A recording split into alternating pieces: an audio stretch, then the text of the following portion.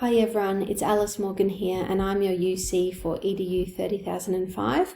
Today we're going to go through your A1 flipped collaborate slides. We respectfully acknowledge the traditional owners of lands across Australia, their elders, ancestors, cultures and heritage. This is our agenda for the slides so that you can see what we're going to cover in this session. A1 is a reflective essay. It's worth 2,000 words, give or take 10%. It's worth 50% of your grade and it's due on Monday the 6th of December 2021, which is the Monday of week 5 at 5 p.m. This assignment requires you to reflect on the information that you have encountered through the readings and explain your understanding of the factors that impact on the lives of children with additional needs and their families. So the purpose of this reflective essay is for you to think critically about your learning and develop a deeper understanding of the complex sociocultural factors and theoretical perspectives around disability, diversity, additional needs and inclusion. You will discuss and explore how these factors and perspectives impact the lives on children with additional needs and the people who care for them. And if you'd like to, this is the link here down the bottom which shows you the unit learning outcomes that this assignment supports. Now we have come up with 4 key questions which will hopefully begin your reflection so that you can guide your thinking for this assignment. What do I understand about the historical developments of inclusive education in Australia? What do I understand about the policy documents that underpins educational practice? What do I understand about the impact of those historical developments and policy documents on contemporary practice? Based on the understandings of questions 1 to 3, what do I believe educators should do to ensure that all children and families are invited to fully participate in educational settings and the wider society? So here we have a sample structure. Of course, this is completely flexible, but it's just a guide that you may like to use for your essay. Your introduction is usually about 200 words and it just outlines what your essay will cover. The body will be about 1,600 words. It addresses the key areas, connecting these with a broad view of contemporary policies and practices. And your conclusion, again about 200 words, it presents a summary of your response to the essay question. Your conclusion should never introduce any new information. It is just purely a summary of what you have presented in the body of your essay. And your reference list, not included in your word count, that will have all your entries in APA style. So the structure of this work. Now, whilst this pertains to the learning materials covered in weeks 1 to 4, you are required to use scholarly sources to support your views and claims. So this will require you to do a Swinburne library search.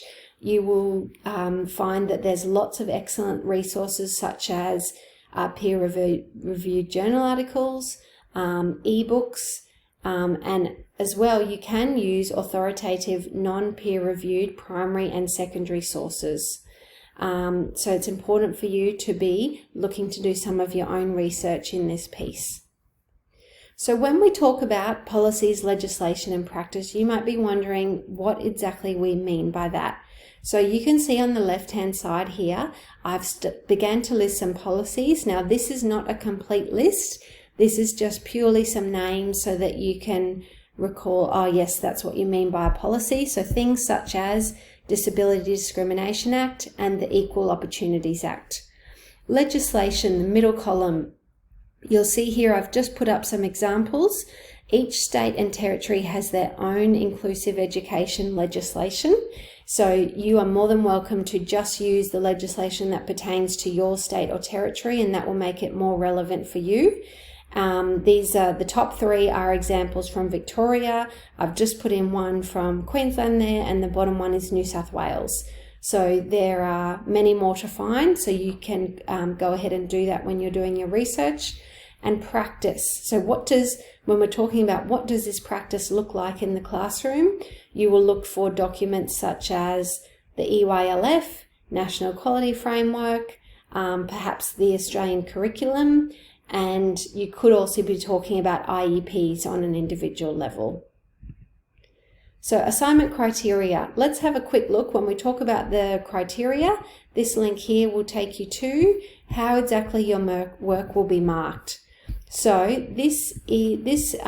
might hear the ELAs talk about criteria or rubric. Sometimes we use those terms interchangeably, and this is the marking guide for how you get the marks in your assignment.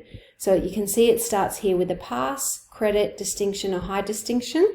So in each criteria, you'll be given a mark. So for example, this first criteria, you'll be given a mark out of 25 here.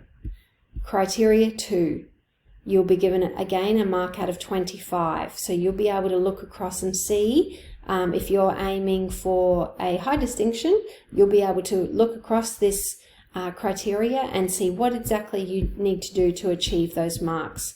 Criteria 3, you will be given a mark out of 20. Criteria 4, you will again be given a mark out of 20 for that criteria. And criteria 5, you'll be given a mark out of 10 there. So you can have a detailed read through that later on. That just shows you how you get your marks.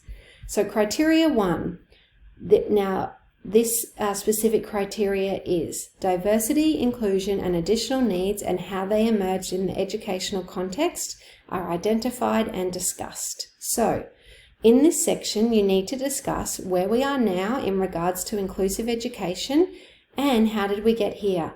Provide evidence of the historical developments of inclusion, include key documents that have provided change. Try linking this to an educational context with examples. Now, I have started you off with some relevant documents here. This is not a complete list, just some documents from the course materials to start you off. So for example, medical versus social model. So when you're looking at where did we start off and how did we get here? The Salamanca Statement, Disability Discrimination Act, and the list goes on. And you could also include here a link to a specific inclusive education policy from your state or territory if you felt like this was relevant. Criteria 2, the policies and practices driving change to how children with additional needs are treated in school or educational settings, and what these policies mean for contemporary classroom practice. So here you will need to research legislation and identify key practices in the school environment.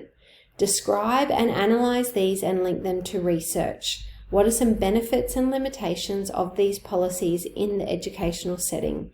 Again, just some examples of relevant documents here. This is not a complete list. Would be a key practice in the school environment would be using a strengths-based approach. You might refer to the UN Convention on the Rights of the Person with Disabilities. You might refer to the AITSL standards. You might choose to refer to a specific inclusive education policy here. IEPs, working with families and support services.